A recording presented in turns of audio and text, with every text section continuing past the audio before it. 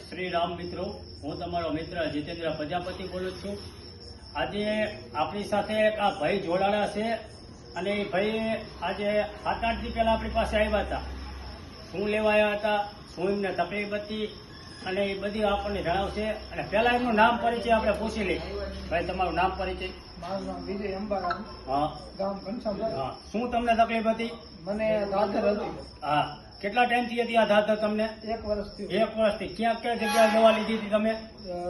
દવા હળવદ લીધી હતી હા અને સુરનગર, હા અમદાવાદ। હા, અંદાજે કેટલા રૂપિયાનો તમારો ખર્ચો થઈ ગયો હતો? 30,000 નો। 30,000 રૂપિયાનો ખર્ચો થતો તોય તમને ધાધર મળતી નહોતી? હા, મળતી નહોતી। એટલે આ ભાઈ પછી આપણી પાસે આવ્યા હતા। કેટલા દિવસ પહેલા તમારી પાસે આવ્યા હતા દવા કરાવવા? 7-8 દી થી। 7-8 દી પહેલા। અને મેં તમને શું શું વસ્તુ આપી હતી? એક મલમ આપ્યો હતો હા અને એક આપણે ઓલી ગાંગડો હા, ફટકડી ફટકડી આપી હતી। બસ આ 2 જ વસ્તુ આપી હતી। ઈ વસ્તુ અને ગૌમૂત્ર ની ગૌમૂત્રનું એ વસ્તુ આપવાથી તમે જે રેગ્યુલર જે કર્યું એ જણાવો અમને।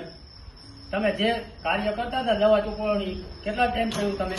7-8 દી। 7-8 દી। 7-8 દીમાં તમને અત્યારે કોઈ જગ્યાએ કઈ ધાધર છે કે? ના, નથી, અત્યારે હાવ મટી ગઈ મને। હાવ મટી ગઈ? હા। ઈ દવા મેં ક્યાં મેકી તમને આપી હતી? મને હનુમાનજીની ડેરીઓ આપી, મૂકી અને પછી આપી હતી મને। હા, એટલે હનુમાન દાદા ઉપર અમને શ્રદ્ધા અને વિશ્વાસ જેને હોય છે ને એને જ સારું થાય, બાકી કોઈને સારું નહીં થાય। પણ શ્રદ્ધા અને વિશ્વાસ, મને પૂરેપૂરો વિશ્વાસ છે કે સારું થઈ જાય। આ ભાઈને 12 મહિનાથી ધાધર નહોતી મટતી, ભાઈ તમને અત્યારે 100% ધાધર હા, મટી ભાઈ, ગઈ? 100% મટી ગઈ હાવ। કેટલા ટાઈમ થયો? આજ કેટલા દિવસમાં મટી ગઈ?